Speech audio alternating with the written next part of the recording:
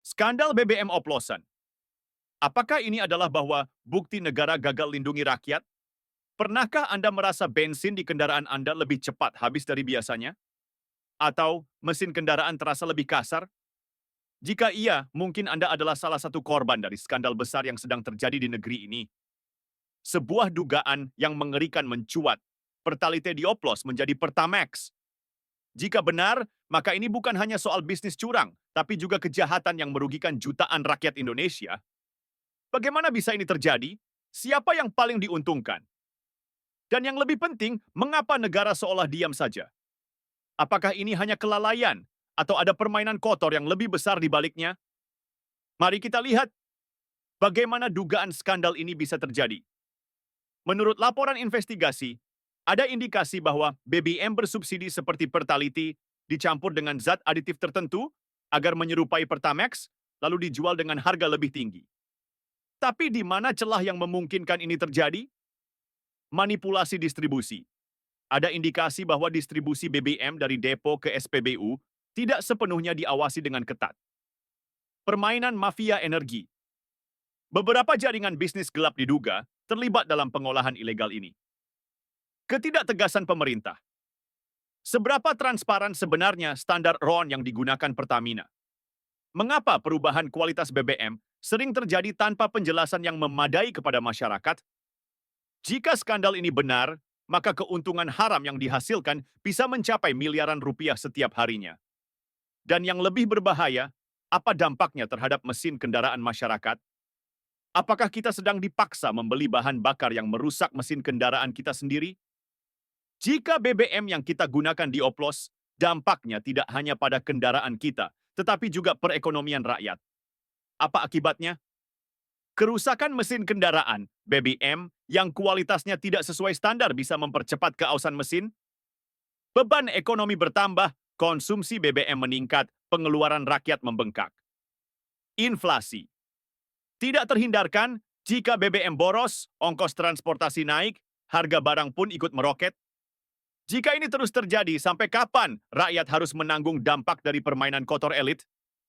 Disinilah pertanyaan besar muncul. Siapa yang harus bertanggung jawab? Pertamina? Sebagai perusahaan milik negara, harusnya menjaga transparansi dan kualitas produknya. Kementerian BUMN? Apakah Menteri BUMN benar-benar mengawasi kinerja perusahaan-perusahaan negara? Mafia energi? Siapa saja aktor yang mendapat keuntungan dari bisnis gelap ini? Jika Pertamina adalah perusahaan negara, berarti ini bukan sekadar kesalahan bisnis biasa. Ini adalah kegagalan negara dalam mengelola sumber daya energi untuk rakyat. Jika ini terus dibiarkan, apalagi yang akan dikorbankan? Dan ini bukan kasus pertama. Skandal Pertamina ini hanyalah bagian kecil dari gunung es besar korupsi di negeri ini. Korupsi bansos. Di saat rakyat kelaparan, ada pejabat yang justru merampok bantuan.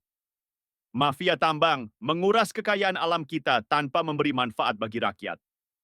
Kasus Jiwasraya dan Asabri, uang pensiun rakyat yang seharusnya menjamin masa tua malah lenyap ke kantong para elit. Berapa banyak lagi uang rakyat yang akan dirampok? Berapa banyak lagi rakyat kecil yang harus menderita sementara para elite hidup mewah di atas penderitaan mereka? Dan jika ini terus terjadi, apakah kita masih bisa percaya bahwa negara ini berpihak kepada rakyatnya? Kita tidak bisa diam saja. Jika kita terus membiarkan hal ini terjadi, kita akan menjadi korban berikutnya. Jadi apa yang bisa kita lakukan? Satukan informasi ini. Jangan biarkan rakyat terus dibodohi. 2. Tekan pemerintah agar lebih transparan. Jangan biarkan mereka bermain aman tanpa akuntabilitas. 3. Dukung gerakan anti korupsi. Suara kita bisa menjadi kekuatan untuk perubahan. 4. Jangan pilih pemimpin yang kompromi dengan mafia. Politik balas budi adalah akar dari semua masalah ini. Laporkan jika menemukan kecurangan. Rakyat harus bersatu untuk menghentikan ini. 6. Dorong perbaikan sistem distribusi BBM. Tanpa pengawasan yang ketat, kasus seperti ini akan terus berulang. Negeri ini kaya, sangat kaya. Tapi mengapa masih ada rakyat yang mencuri pisang untuk bertahan hidup? Mengapa ada ibu-ibu yang menangis karena tak bisa membeli beras? Sementara di sisi lain ada orang-orang yang dengan mudahnya merampok miliaran, bahkan triliunan rupiah dari uang rakyat. Jika kita tidak bergerak sekarang, kita akan terus hidup dalam sistem yang hanya menguntungkan mereka yang berkuasa. Sekarang pertanyaannya adalah, apakah Anda akan diam dan menerima ini semua? Atau Anda akan berdiri bersama kami untuk melawan ketidakadilan ini? Pilihan ada di tangan Anda.